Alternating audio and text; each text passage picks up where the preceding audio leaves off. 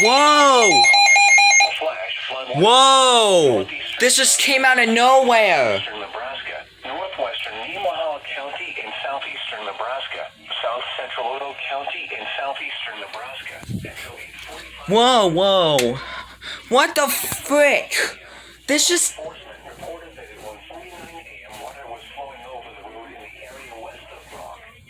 This was a delayed report. Radar estimates indicated that 3 to 6 inches of rain had fallen in the area since about 11 p.m. Friday.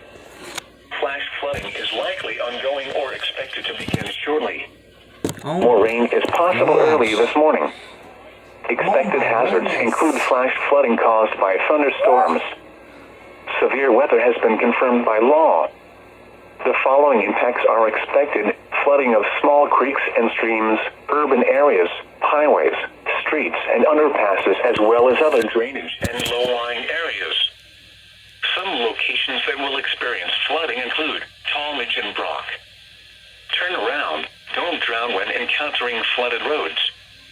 Most flood deaths occur in vehicles.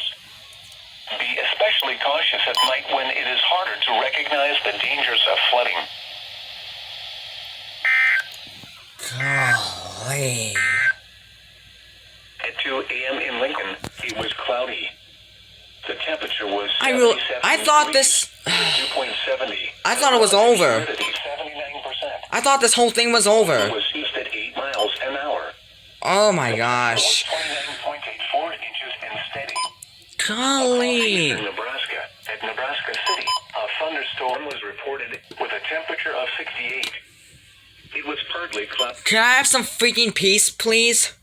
Can I have some peace this time? Please? Ugh.